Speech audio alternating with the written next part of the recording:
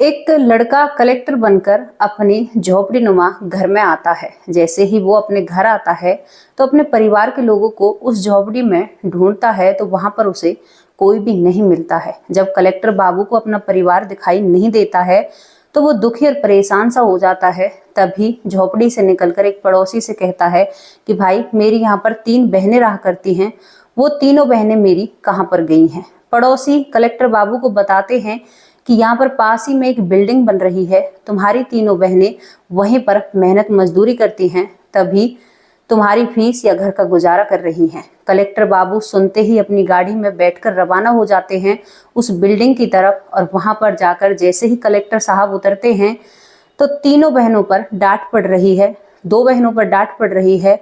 और वहां का जिसने ठेका ले रखा है, जिसे ठेकेदार कहते हैं, वो उन तीनों बहनों पर बड़ी जोर जोर से डांट लगा रहा है। तीनों बहनों पर ही कहा, सभी मजदूरों पर वो डांट लगाया करता है, सभी मजदूरों की उसके पास जिम्मेदारी होती है। दोस्तों, ये सब चीज देखकर कलेक्टर बाबू की आंखें नम हो जाती हैं कि उसकी बहनों को कोई इतनी जोर से डांट रहा है। एक बहन जो सबसे छोटी वाली थी, वो थोड़ी चुलबुली थी, तो वो एक फावड़ा सा छोड़कर देखती है कि आज तो कोई यहाँ पर बड़ा साहब आया है, क्योंकि उससे अपना भाई पिछनता नहीं है। लेकिन जब थोड़ी देर गौर से देखती है तो वो अपने भाई से जाकर लिपट जाती है मैले से कपड़ों में। भाई भी अपनी बहनों को तीनों को गले लगाता है, और दोस्तों यहाँ पर तीनों अपने घर चले जाते हैं। आखिर एक लड़का इतना बड़ा कलेक्टर कैसे बना, कैसे उसने ये पढ़ाई पूरी की, जिसकी तीनों बहन मजदूरी कर रही हैं, उसका कलेक्टर बनना बहुत बड़ी बात हो जाती है। दोस्तों, जहाँ पर सामने थाली में भोजन है ना, बच्चों से वो भोजन भी नहीं खाया जाता। और कुछ ऐसे बच्चे होते हैं जो संघर्ष करके सबसे ऊंचाइयों पर पहुंच जाते हैं। नमस्कार दोस्तों, स्वागत करती हूँ आप सभी का। हमारा यूट्यूब चैनल है वैष्णवी चौधरी के नाम से, इसी नाम से हमारा फेसबुक पेज है, आप उसे भी फॉलो कर सकते हैं। ये स्टोरी आप में एक नई ऊर्जा भरकर जाएगी, आपको हिम्मत देगी कि हमें कैसे क्या करना चाहिए और क्या हम अपनी जिंदगी में पा सकते हैं अगर हम मेहनत करें। तो दोस्तों, कहानी की शुरुआत होती है बिहार से। बिहार से एक परिवार आता है अहमदाबाद। अहमदाबाद क्यों आता है बिहारी परिवार? क्योंकि उन्हें अपना गुजारा करना था और उन्हें 4 पैसे जेब में चाहिए थे। अक्सर बिहार से बहुत मजदूर आते हैं इधर उधर के राज्यों में। हालांकि यहाँ के मजदूर भी बाहर जाते हैं, लेकिन बिहार से ज्यादा संख्या में लोग आया करते हैं। और यहाँ पर आप लोगों को एक बात बता दूं, बिहारी जो बाबू होते हैं ना, वो कड़ी मेहनत करने वाले होते हैं, और उनमें एक गजब की हिम्मत होती है मेहनत करने की। तो दोस्तों, ये बिहार से पूरा परिवार आता है। परिवार में 4 बच्चे हैं, पति पत्नी हैं। चारों बच्चों में सबसे बड़ी 2 बहन हैं, बीच में फिर भाई है, और सबसे छोटी एक बहन होती है। बिहार से जो परिवार आया है, ये बाहर मेहनत मजदूरी किया करता है, तभी अपने परिवार का पालन पोषण कर रहा है। तो अब ये चारों बहन भाई एक दिन एक साथ खेल रहे होते हैं, तो आपस में एक दूसरे को सपने पूछते हैं कि भाई तुम क्या बनोगे, बहन तुम क्या बनोगे। तो तीनों बहनें तो ये कहती हैं कि हमें तो शादी करके अपने पियाजी के घर जाना है। जैसे बच्ची होती हैं छोटी छोटी, तो हंसी मजाक में कह दिया करती हैं। लेकिन जब ये बहनें इस भैया से पूछती हैं कि भैया तुम क्या बनना चाहते हो, तो ये भाई कहता है कि बहन, मुझे तो कलेक्टर बनना है, क्योंकि मैंने कहीं सुना था कि कलेक्टर की बहुत मान सम्मान होता है और कलेक्टर की बातें सभी मानते हैं। तो अब तीनों बहनें एकदम चुप सी खड़ी हो जाती हैं, कहती हैं कि हम तो ये समझ रहे थे कि हमारा भाई तो दुल्हनिया लेकर आएगा, लेकिन हमारा भाई तो कलेक्टर बनेगा और हम अपने दूल्हे राजा के साथ जाएंगे। तो चारों जने बहुत जोर जोर से हंसने लगते हैं, और ये चारों बहन भाई हंसकर अपने अपने काम में लग पड़ते हैं। धीरे धीरे दोस्तों समय बीतता है। अब जब एक लड़का जो पढ़ने की चाह ज्यादा थी, इस परिवार के जो मुखिया थे, पति पत्नी, वो अपने बच्चों को चारों को ही पढ़ाते हैं, लेकिन इतना नहीं कर पाते जितना एक अच्छा परिवार अपने बच्चों के लिए कर पाता है। लेकिन जितनी भी इनसे कोशिश होती है उतनी ही कोशिश करते हैं। बेटे को एक सरकारी स्कूल में एडमिशन दिला दिया जाता है, और बहनों को भी दिला दिया जाता है। बहनें ज्यादा पढ़ने में खास है नहीं, उनकी रुचि पढ़ने में नहीं होती है, और जो 2 बड़ी वाली बहन होती हैं वो अपने पिता के साथ मजदूरी करने लगती हैं। दोस्तों, अब ये छोटी बहन और भाई स्कूल जाते हैं, और स्कूल जाते जाते समय निकलता है और इसकी 12वीं की पढ़ाई पूरी हो जाती है। जब 12वीं की पढ़ाई पूरी हो जाती है तो अब यहाँ पर ये भाई कहता है आकर ये लड़का कहता है कि पिताजी मेरी 12वीं की पढ़ाई कंप्लीट हो गई है। यहाँ पर आप लोगों को बता दें वो 12वीं में टॉपर आता है। उसे स्कूल की ओर से, सरकार की ओर से सम्मान भी दिया जाता है। कहा जाता है कि एक झोपड़ी में रहने वाला बच्चा इतनी पढ़ाई कर गया जिनके घर में शायद लाइट की भी सुविधा नहीं होती है। वहां से वो ट्रॉफी लेकर आता है और अपने पिताजी से कहता है कि पिताजी मेरा पढ़ने का तो मन था, लेकिन अब मैं आपके साथ मेहनत मजदूरी करूंगा क्योंकि घर में पैसों की भी जरूरत है और बहनों की शादी भी तो करनी है। इतनी समझदारी उस लड़के में होती है। तभी पिता तो इस बात पर कुछ नहीं बोलता, लेकिन जो 2 बड़ी बहनें हैं वो एकदम से अपने भाई की तरफ घुर्राने लगती हैं, क्योंकि जो बचपन में कई साल पहले जो बातें हुई थी वो बहनों को आज भी याद होती हैं। और बहनें कहती हैं कि नहीं भाई, तो इस सब काम में नहीं आएगा, तेरी बहन मरी नहीं है, शादी लेट हो जाएगी, लेकिन हम तुम्हें कलेक्टर बनाकर छोड़ेंगे। बहन अपने भाई के कंधे पर हाथ रखती हैं और कहती हैं कि तू पैसे की चिंता मत कर, अब से मैं और देख मेरी छोटी बहन, हम दोनों पिताजी के साथ मेहनत मजदूरी करने जाते हैं, तो तुझे किस बात की फिक्र है और तुझे कलेक्टर बनना होगा। भाई के अंदर जब ये बातें डालती हैं, क्योंकि उसे एक इनाम भी मिला था सरकार की तरफ से, तो अब वो लड़का अपनी पढ़ाई आगे करने लगता है, ग्रेजुएशन करता है दोस्तों। इसके बाद फिर वो अपने पिताजी के पास खड़ा हो जाता है और कहता है कि पिताजी कलेक्टर बनने के लिए मुझे अभी और पढ़ाई और कुछ टेस्ट क्लियर करने होंगे, लेकिन इन सब में बहुत खर्चा होगा। बहन फिर हिम्मत जुटाती हैं और कहती हैं कि भाई तू अपने रास्ते में ना किसी भी चीज़ का रोड़ा मत आने दे। हम चाहे हमें रात को भी मेहनत करनी पड़े, लेकिन हम तुम्हें पढ़ाई से पीछे नहीं हटाएंगे। और यहाँ पर उसकी बहनें और मेहनत मजदूरी करने लगती हैं और उस भाई को भेज दिया जाता है मुखर्जी नगर। भाई जब मुखर्जी नगर चला जाता है तो वहाँ पर वो भाई अपनी पढ़ाई करने लगता है। एक होशियार बच्चा जो होता है ना दोस्तों, वो हर परिस्थिति में पढ़ना जानता है। अब वो वहाँ पर पढ़ने लगता है। इधर बहन मेहनत से भी जो दिन भर का काम होता है उससे ज़्यादा भी काम ठेकेदार के वहाँ पर कर आया करती है अपने पिता के साथ, माँ के साथ। और वो रात को करीबन 11 बजे खाना बनाकर खाया करते, क्योंकि भाई को पैसे पहुँचाने थे। दोस्तों धीरे धीरे वो भाई, अब उसके टेस्ट आ जाते हैं, लेकिन कहते हैं कि कभी कभी ना किस्मत हमें टांग पकड़ के पीछे खींचती है। अब जो ये तीनों बहनें थी, इनके जो माँ बाप थे, एक दिन ये सभी मेहनत मजदूरी करने जाया करते हैं एक ठेकेदार के वहाँ पर। और ऐसा वहाँ पर हादसा होता है दोस्तों काम करते करते कि इन दोनों के माता पिता गुजर जाते हैं हादसे में। जब माता पिता गुजर जाते हैं तो जो सबसे वाली छोटी बहन है उसका तो रो रो कर बुरा हाल है और बड़ी बहनों का भी बहुत बुरा हाल हो जाता है। अब यहाँ पर छोटी वाली बहन जो है वो रो रो कर कहती है जल्दी भैया को बुलाओ, मम्मी पापा इस दुनिया में नहीं रहे, क्योंकि वो किसी सामान के नीचे आकर वो इस दुनिया से चले जाते हैं। दोस्तों माहौल ऐसा था, लेकिन दोनों बहनें जो काफ़ी उम्र में बड़ी हो चुकी थी वो कहती हैं कि नहीं, अगर हम भाई को यहाँ पर बुलाएंगे तो उसके जो टेस्ट है, क्योंकि दूसरे दिन का उसका टेस्ट होता है कलेक्टरी का, तो यहाँ पर दोस्तों वो अपने भाई को ना बुलाते हुए तीनों बहनें और पड़ोसियों को बुलाकर अपने माता पिता का क्रियाक्रम कर देती हैं और चुप अपने घर में बैठ जाती हैं, किसी को कुछ भी नहीं बताती। अब दोस्तों शाम को भाई का फ़ोन आता है। जैसे ही भाई फ़ोन करता है कहता है कि दीदी कल का मेरा टेस्ट है, मैं कल अपना टेस्ट देने जा रहा हूँ, तो मेरी बात मम्मी पापा से करा दीजिए। तो यहाँ पर बहन कहती है कि पापा तो कहीं गए हैं और मम्मी किसी काम में व्यस्त हैं, तो वो अपने भाई की मम्मी पापा से बात नहीं कराती है। दोस्तों दूसरे दिन वो भाई उस टेस्ट को दे देता है और वहाँ पर उसका टेस्ट बहुत अच्छे से जाता है। और फिर आकर ये अपनी बहन से कहता है, फ़ोन करता है कि दीदी मेरी अब तो मम्मी पापा से बात करा दो। लेकिन यहाँ पर भी वो बहन मनासी करने लगती है। तो वो कहता है कि दीदी मैंने बहुत अच्छा अपना टेस्ट दिया है, तुम मेरी मम्मी पापा से बात क्यों नहीं करा रही हो। तो यहाँ पर बहन ज़ोर ज़ोर से रोने लगती है, कहती है कि भैया बस इसी बात की चिंता थी, अगर मैं आपको बता देती तो आप तुरंत यहाँ पर आ जाते और अपनी पढ़ाई पूरी नहीं कर पाते। तुम्हें पता है मम्मी पापा अब इस दुनिया में नहीं रहे हैं।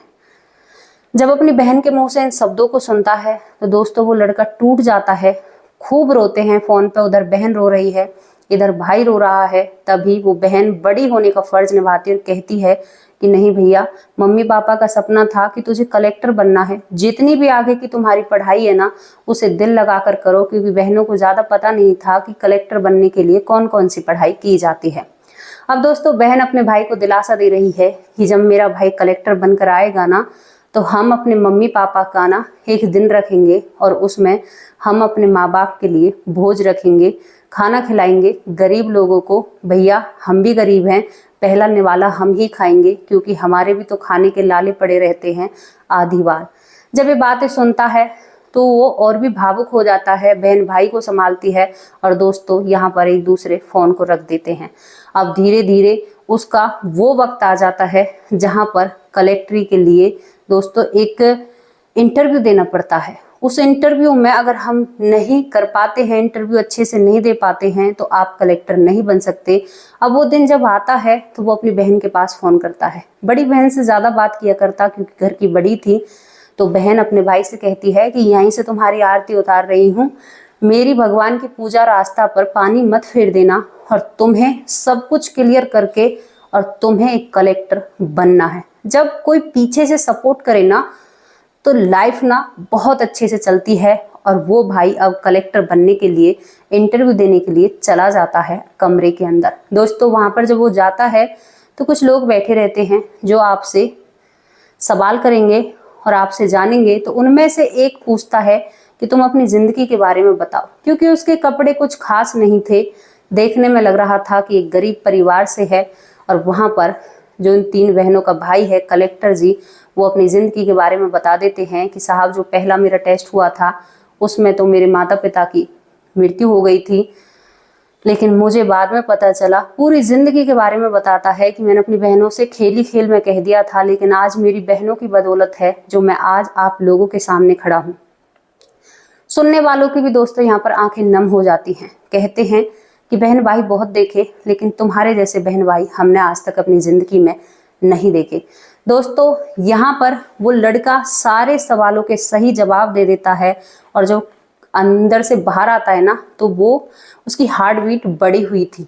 बाहर निकलते ही बहनों पर फोन घुमाता है, और बहन आज अपनी मजदूरी पर भी नहीं जाती हैं। उस फोन को हाथ में लेकर तीनों बहनें बैठी हुई होती हैं कि हमारे भाई का फोन आएगा और हम तुरंत उठाएंगे और पूछेंगे कि तुम्हारा इंटरव्यू कैसा गया है। दोस्तों जब बहनों के पास भाई फोन करता है ना तो एकदम से पूछती है कि कैसा गया इंटरव्यू। तो भाई कहता है कि दीदी बहुत अच्छा गया है, लेकिन अब सब कुछ ऊपर वाले के हाथ में है। दोस्तों उसका रिजल्ट आ जाता है, वहां पर वो कलेक्टर बन जाता है। कलेक्टर बनने की खुशी उस लड़के को इतनी होती है कि उसके पैर जमीन पर नहीं पड़ते हैं, और वो फिर दोबारा अपनी बहनों के पास फोन करता है। और बहनें कहती हैं, छोटी वाली बहन थोड़ी नटखट थी, उसे माँ बाप या भाई की जरूरत थी, वो हमेशा अपने भाई को याद किया करती। अब छोटी बहन करती है पीछे से कि भाई अब तो तू कलेक्टर बन गया, बस अब तू घर आ जा, तेरे बिना हमसे रहा नहीं जाता है। तो भाई कहता है कि बहन इतने दिन से तुमने मेरे साथ इतना दिया है, तो अब इतना साथ और दे दो, मेरी अब ट्रेनिंग चलने वाली है। तो यहाँ पर बड़ी बहन कहती है कि तू चिंता मत कर, जितने भी पैसों की तुझे जरूरत है उतने पैसे तुम्हें मिल जाएंगे, लेकिन माँ बाप का सपना टूटने मत देना। दोस्तों तीनों बहन मजदूरी पर जाती हैं, और उस भाई की यहाँ पर ट्रेनिंग भी पूरी हो जाती है। अब ट्रेनिंग पूरी हो जाती है, लेकिन वो अपनी बहनों को नहीं बताता है। सोचता है कि बहनों को सरप्राइज दूंगा। सरप्राइज देने के वास्ते वो अपनी गाड़ी में सवार होता है, और ऐसा कोई खास नहीं है, एक बड़े रुतबे में बस एक कोट पैंट पहनता है और खुद ही अपनी गाड़ी ड्राइव कर कर अपने घर आता है। वो वहां से भी कहकर आता है कि मैं अपनी बहनों से मिलने के लिए जा रहा हूँ। अब वो अपने घर आता है, लेकिन बहन वहां पर कहाँ थी दोस्तों, वो तो मेहनत मजदूरी करने गई थी। उन्हें क्या पता था कि भाई आज आने वाले हैं। तो वो पूरे एक झोपड़ी उनकी होती है जो भी किराए की थी। अब वहां पर देखता है तो उसकी बहनें नहीं होती हैं। पड़ोसियों से पूछता है तो पड़ोसी बताते हैं कि पास ही में एक बिल्डिंग है, वहां पर वो मजदूरी कर रही हैं। अब वो अपनी गाड़ी में बैठकर वहां पर पहुंच जाता है। जैसे ही गाड़ी से उतरता है तो छोटी बहन ऐसे करके देख रही है कि आज तो कोई और बड़ा मालिक आया है, लेकिन जब थोड़ी देर टक लगाए देखती है तो वो उछलने लगती है और उसके हाथ में जो भी सामान था उसे छोड़कर भाई की तरफ भाग लेती है। 2 बहन एक फावड़े से तसला भर रही थी, मतलब जो रेती क्रेशर होता है उसे भर रही थी, तो वो दोनों अपना सामान छोड़कर वो भी भाग देती हैं अपने भाई की तरफ और उछलने लगती हैं कि हमारा भाई कलेक्टर बन चुका है, हमारा भाई कलेक्टर बन चुका है। जब इन सब चीज को ठेकेदार सुन रहा था तो ठेकेदार शर्मिंदा सा हो जाता है कि इनका भाई तो कलेक्टर है और मैं इनमें रोज डांट लगाया करता हूँ, क्योंकि जब वो तीनों बहनें इकट्ठी हो जाया करती ना तो वो आपस में बातचीत बहुत किया करती, काम पर थोड़ा सा कम ध्यान दिया करती, तभी उन तीनों को डांट पड़ती है। भाई तीनों बहनों से लिपट जाता है और जमीन पर लिपटे हुए तीनों बहन भाई, चारों बहन भाई बहुत जोर जोर से रोने लगते हैं और उनकी खुशी के आंसुओं का कोई ठिकाना नहीं था। दोस्तों, अब वो अपनी तीनों बहनों के साथ अपनी उसी झोपड़ी में जाता है और उन पलों को याद करता है जहां उसके माँ बाप उसे प्यार किया करते, स्नेह किया करते, बहुत प्यार से रखा करते, लेकिन अब वो माँ बाप इस दुनिया में नहीं रहे हैं। दोस्तों, उस झोपड़ी का किराया पटाकर कलेक्टर बाबू अपनी बहनों को अपने साथ वहीं ले जाता है जहां वो कलेक्टराई करा करते हैं। सरकार की तरफ से उन्हें एक सरकारी घर मिलता है, आपको भी पता है, वहां पर अपनी तीनों बहनों को रखता है। दो बहनों की शादी बड़ी धूमधाम से करता है, अच्छे घरों के लड़के ढूंढता है। अब सबसे छोटी वाली बहन होती है, उसकी शादी करने के लिए जब कलेक्टर बाबू कहते हैं तो यहाँ पर छोटी बहन कह देती है कि नहीं भैया, मैं तो भाभी का सुख देख कर जाऊंगी, तुम्हारी शादी हो जाएगी ना जब मैं अपनी शादी कराऊंगी। अरे भाई, कोई तो चाहिए भाभी को राह बताने वाली कि घर में कैसे रहना है। तो यहाँ पर कलेक्टर अपनी बहन को समझाता है, कहता है कि बहन मेरी बात मान, मुझे नहीं पता कि मेरे साथ आने वाली कैसे व्यवहार की होगी, उसकी मानसिकता कैसी होगी। अगर उसने तुमसे कुछ कहा तो फिर मेरी जिंदगी जीने का कोई राह नहीं रहेगी, क्योंकि तुम लोगों ने बहुत मेहनत करके मुझे यहाँ तक पहुँचाया है।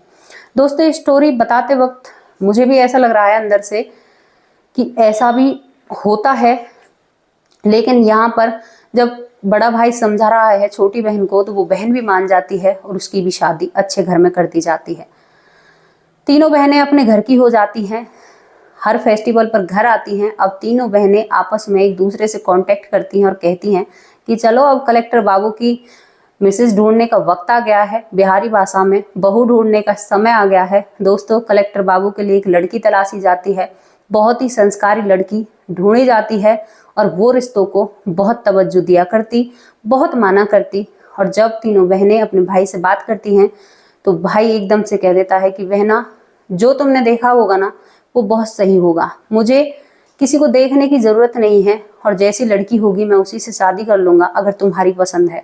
वहां पर कलेक्टर बाबू की शादी हो जाती है। पत्नी इतनी अच्छी आती है कि घर में सबका आदर भाव, अपनी नंदों को बुलाना, उन्हें अच्छे अच्छे कपड़े देना और उपहार देना, पति से भी पहले, मतलब कहते हैं ना भाई से भी पहले भाभी आगे आ जाती है और अपनी बहनों पर, अपनी नंदों पर माँ जैसा प्यार लुटाती है, भले ही नंदों से छोटी हो। दोस्तों, ये स्टोरी थी। कुछ लोग कहते हैं कि झूठ है, सही नहीं है, लेकिन ये सच होती है। अक्सर कुछ चिराग वहीं से रोशन होते हैं ना जहां पर रोशनी की कमी होती है। आपने ये कहावत सुनी तो नहीं होगी, मेरी ही कहावत है, लेकिन सच में ही उस अंधेरे में एक दीपक जलता है जहां पर घोर अंधेरा होता है। लेकिन जब दीपक जलता है ना तो वो इतने बीच में रोशनी करता है कि सभी को कुछ दिखाई देने लगता है। तो कैसी लगी आप लोगों को स्टोरी, अपनी राय कमेंट बॉक्स में जरूर रखना। कल फिर हाजिर होंगे एक और ऐसी ही सच्ची स्टोरी के साथ। तब तक के लिए नमस्कार, जय हिंद, जय भारत।